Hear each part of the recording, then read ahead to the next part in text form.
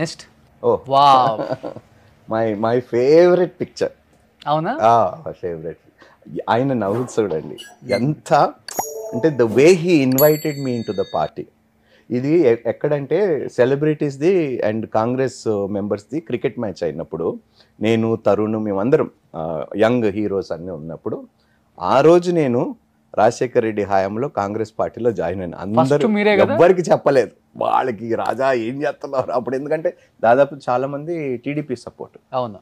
So నేను join అయ్యేసరికి వాళ్ళకి టెన్షన్ పట్టుకున్నాను, వీటితో ఫ్రెండ్షిప్ చేయటం ఆపేసేయాలి వచ్చి ఉంటుంది కదా. నిజం చెప్పండి. అంటే ఎందుకంటే ఇప్పుడు రూలింగ్ పార్టీతోని ప్లస్ నాకేమిటంటే రాజశేఖర్ రెడ్డి గారు చాలా ఇష్టపడతాను నేను వ్యక్తిగత, ఎందుకో అనేది నాకు తెలియదు కానీ బట్ ఆరోగ్యశ్రీ ఆ ఒక్క స్కీమ్ అండి ఎంతమంది పేదవారి ప్రాణాలు కాపాడింది. ఏంటి అసలు మీ ఇద్దరి మధ్య బాండింగ్? ఎందుకంటే అప్పుడున్న జనరేషన్లో ఐ థింక్ మీరు ఒక్కళ్ళే ఆయనకి కనెక్ట్ అయింది, ఎవరు కనెక్ట్ అవ్వలేదు. ఆయనతో పాటు నల్గొండకు కూడా క్యాంపెయిన్కి వెళ్ళాను కాన్వాయ్లో. అంబటి రాంబాబు గారు అప్పుడు మా మూవీస్కి ఇప్పుడు ఇన్ఛార్జ్గా ఉండేవారు రాజశేఖర్ రెడ్డి గారి హయాంలో.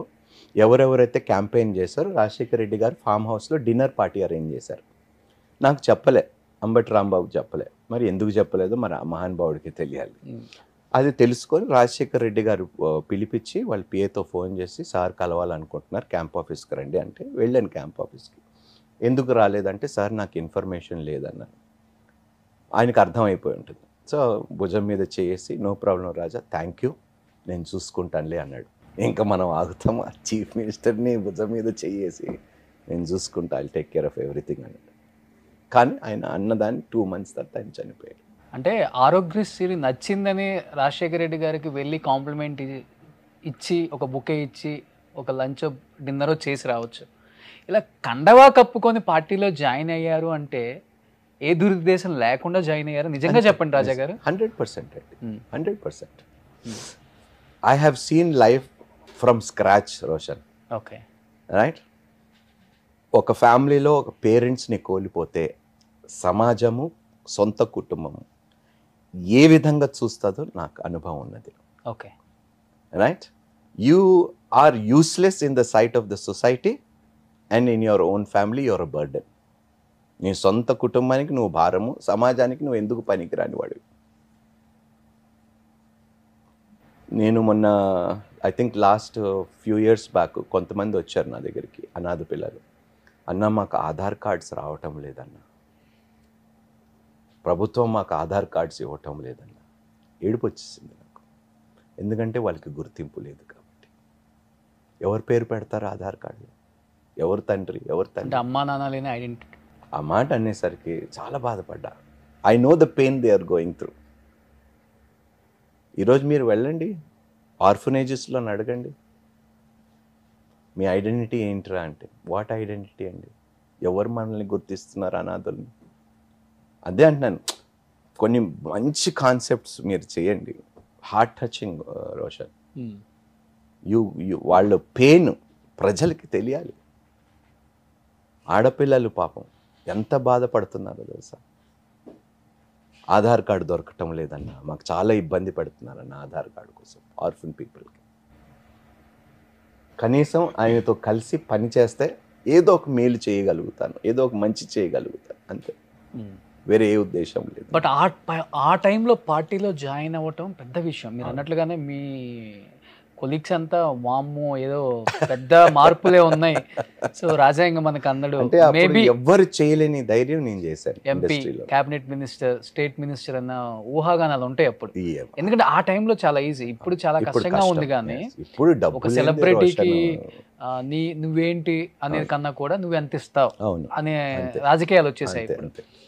అంటే ఆ టైంలో మీకు ఛాన్స్ రాలేదా, లేకపోతే వేరే రాజకీయ నాయకులు సీనియర్స్ మిమ్మల్ని తొక్కారా? లేదు, నేను బయటకు వచ్చానండి. ఎప్పుడైతే రాజశేఖర్ రెడ్డి గారు చనిపోయారో నాకు ఇంట్రెస్ట్ పోయింది పాలిటిక్స్ మీద.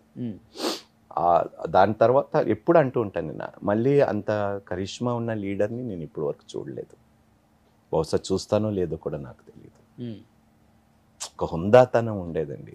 సీఎం అంటే ఇలా ఉండాలి, సీఎం ఆ కుర్చీకి ఒక గౌరవాన్ని తీసుకొచ్చిన వ్యక్తి. ఓకే. రాజశేఖర్ రెడ్డి అంటే మా కాలంలో, మన టైంలో. ఇంతకుముందు ఉండే ఉంటారు, గొప్ప వాళ్ళు ఉన్నారు, గొప్ప సీఎంలు ఉన్నారు, కానీ నేను దగ్గరగా చూసిన ఒక సీఎం రాజశేఖర్ రెడ్డి గారిని. అప్పటికి మీరు క్రిస్టియానిటీ తీసుకున్నారా? లేదు, ఇంకా తీసుకోలేదు. తర్వాత జగన్మోహన్ రెడ్డి గారితో ఎలా ఉండేది? తక్కువ అండి ఆయనతో ఇంటరాక్షన్. ఆయన ఎక్కువ మాట్లాడండి.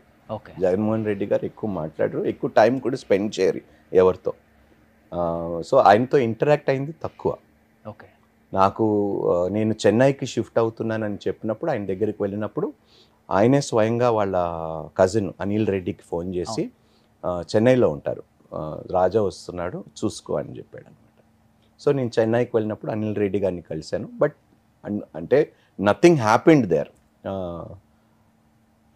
ట్రై చేశాడు, సూర్యకి ఫోన్ చేసి ఇట్లా రాజా ఉన్నాడు, ఏదైనా మీ మూవీస్లో అవకాశం మాట్లాడాడు. అది అప్రిషియేట్ చేస్తానండి, అప్రిషియేట్ చేస్తాను. మన హీరో సూర్యకి వాళ్ళు ఎందుకంటే బాగా క్లోజ్.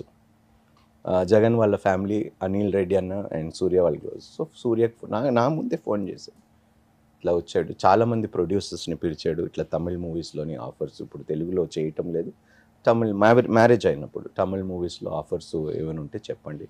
వాళ్ళ ఇంట్లో ప్రొడ్యూసర్స్ని పిలిచి అనిల్ రెడ్డి అన్నతో కూర్చొని.